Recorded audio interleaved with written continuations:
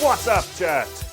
Hope you're doing well. We're back with another spicy Commander budget brew. This is a cool one. Today we are looking at Elas il-Kor Sadistic Pilgrim with a very nice little cheeky Lurrus the Dream Den companion. Elas il-Kor is white and a black for a 2/2 legendary creature phyrexian core cleric with death touch, and whenever another creature you control enters the battlefield under your control, you gain 1 life, and whenever another creature you control dies, each opponent loses 1 life. And then Lurrus is the famously fair companion for 1 Hybrid Orzhov. It's a 3/2 cat nightmare. It has lifelink, and once during each of your turns you may cast a permanent spell with mana value 2 or less from your graveyard. It also has the companion rule of each permanent card in your starting deck has mana value 2 or less. So it should be pretty obvious what the deck is doing. We are really leaning into the Aristocrat style of deck that Elas il-Kor can lead, and then we're combining it with the really powerful in-hand from the start recursion of Lurrus of the Dream Den. And yes, this is a full Lurrus companion deck. Every permanent in this deck costs mana value 2 or less. Some people might consider that a drawback. However, trust me, when you look at the curve of this deck, it is beautiful. There's not really a curve. It's more some 1s and then a wall of 2s, and then I think we have 2 3-drops? We have 2 3-drops and 1 4-drop. It's not so much as a drawback as just a way of telling us how to properly build commander decks. The game plan is pretty straightforward. We're going to play Elias and some other Blood Artist effects that effectively drain our opponents out whenever a creature dies. We're going to combine that with some token makers to make us the creatures that we want to die. They will be combined again with our sacrifice outlets so we can control when those things die. We'll then bring those creatures back with Lurrus or some of our recursion effects. It becomes this awesome undeniable engine of value and death. And what's nice as well, if you want to put this whole deck together, it is currently, at time of recording, $23.11. And I know it doesn't include shipping, but that is a very cheap deck with a bunch of replaceable effects depending on what you have available to you. So let's go through the different sections. I'll let you know why I pick certain cards and what you can replace them with to make work for you. Starting with our ramp, this is pretty bog standard if I'm honest with you. We have Wayfarer's Bauble, we have a Hedron Crawler and a Melikanin as some creature ramp, but then after that it's a pretty standard Signet, Guardian Isle, Mind Stone and 2 diamonds. Now we only have 8 bits of ramp, and normally I would like to run somewhere between 10 and 12. However, because the curve stops at 2, we really don't need that much ramp. Like 1 bit will be fine with all the lands that we're just naturally playing throughout the game. So that's why our ramp is a little bit lower. I think specifically a card like Wayfarer's Bauble and Mind Stone are going to be really good in this deck, because if we cash them in, Mind Stone for a card or Wayfarer's Bauble for a land, we can replay them later with Lurrus to get their effect again. In tuned commander decks, obviously we want all of our ramp to be 1 or 2 mana. Generally in budget decks, I'm less fussed about that because it's budget. We don't need to be as efficient. However, because we have the restriction of Lurrus of the Dream Den, that's why it was important to go as deep as a card like Guardian Idol. I think this is a perfectly fine rock, but obviously it's not as good as some of the more expensive ones. But we need to make sure we have ramp in the deck, and it needs to cost less than 2 to work with Lurrus. So that's why we made those decisions. Moving on to our interaction, I quite like this section. I think it's really cool. Like, white and black is generally quite good at killing things, but you'll notice we only really have like Mortify as our classic interaction piece here. I've generally tried to be thematic where possible. Viridian Longbow is a cool little pinger that we can equip to Elas il-Kor because it has death touch, and then we can start mowing down our opponent's creatures. That's really nice.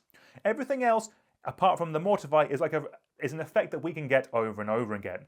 So you have cards like Soul Snare, Deadly Designs, Executioner's Capsule, Cathar Commando, Accursed Marauder, Sir Vondam, Sunstar Exemplar, Lingering Death, and we also have a bit of a board wipe with Amalia Belvedere, I am butchering that, apologies, Aguirre. These are effects that we can rebuy again and again with Lurrus, and that's a very potent combination. If you were playing in a less budget environment, I'd probably up the board wipes there by at least 1, because this is an Orzhov deck and it has some good options available to it. Our next section is our card draw, and this is probably the biggest section in the deck with, I've gone for 12 cards here.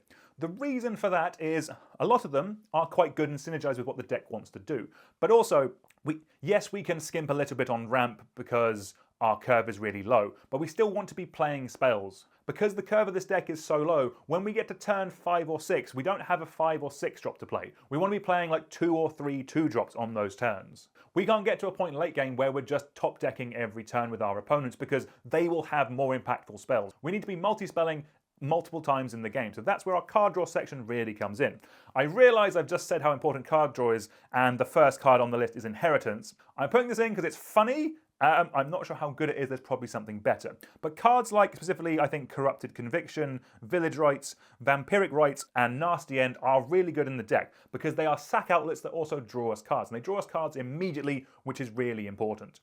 We then have some solid cards like Helpful Hunter, Spirited Companion, and Dust Legion Zealot. These are cool creatures that we can get into play, get their value, and then put them back into the meat grinder for value.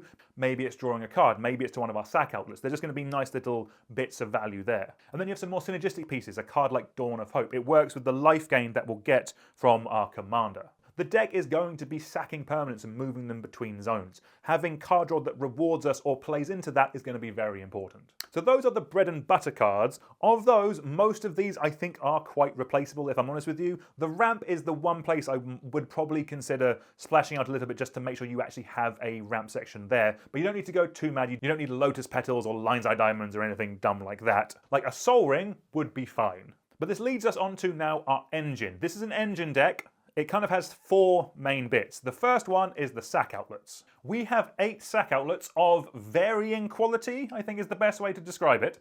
Cards like Viscera Seer, Bartolome del Presidio, and Flesh Taker and Zurha's Glory Pass I think are very solid and very good. A card like Dockside Chef, Dread Malkin, Unburied Earth Carver, and Hungry Ghoul are a little bit more questionable, specifically because most of them you have to pay mana to sack a creature to, but they were in my chaff box, so therefore for me they were free. There are definitely some older sack outlets like Cartel Aristocrat that could go in that slot. They would probably be better and be decent upgrades. It's just cards like Hungry Ghoul was like 5p, so it was hard for me not to include in a budget deck. But if you wanted a slightly more high-powered version, getting free versions all up this section I think would be really solid. The next part of the combo, we have our sack outlets. The next part is things to sacrifice. So we have cards that make things when they die with a card like Doom Traveler. Reassembling Skeleton is just going to keep coming back and back.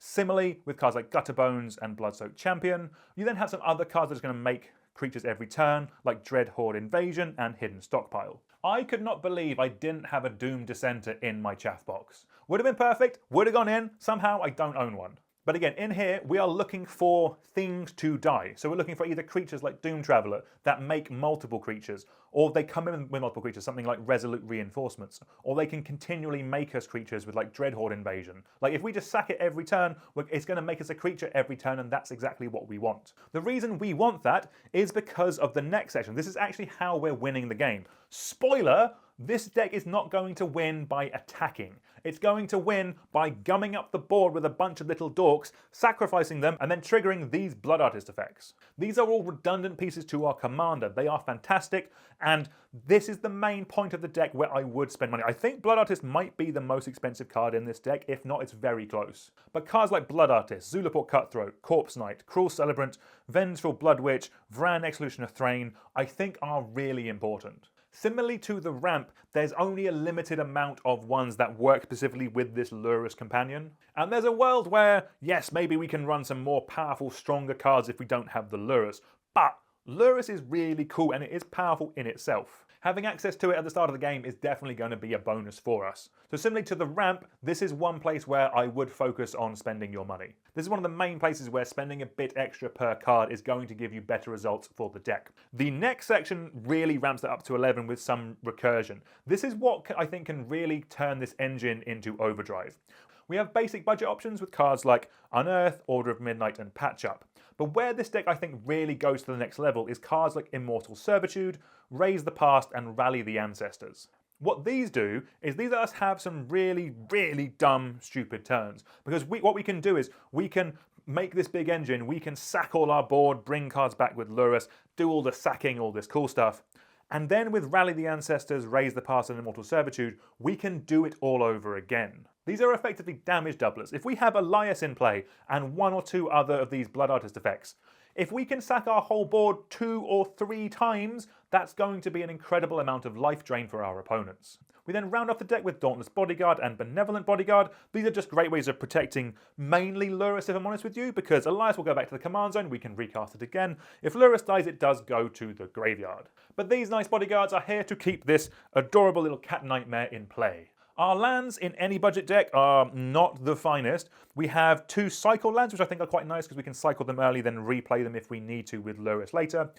We have Evolving Wilds, we have Terramorphic Expanse for some fetch lands, and then we have Orzhov Guildgate, Scoured Barrens, and Forlorn Flats as some dual lands, and then we have a nice technical utility with Memorial to Glory. We then round off the deck with a bunch of basic lands, and we're good to go. If you liked this deck tech, if you like the look of this deck, well, good news! This deck is part of our upcoming gameplay series where we're trying out some budget decks against each other. If you like that video or this one, please consider subscribing to the channel, give the video a thumbs up, all that good stuff greatly helps us out. Also, let me know what budget decks you would like to see on future episodes of Powerful Nothing. But until we meet again, you all take care. Goodbye.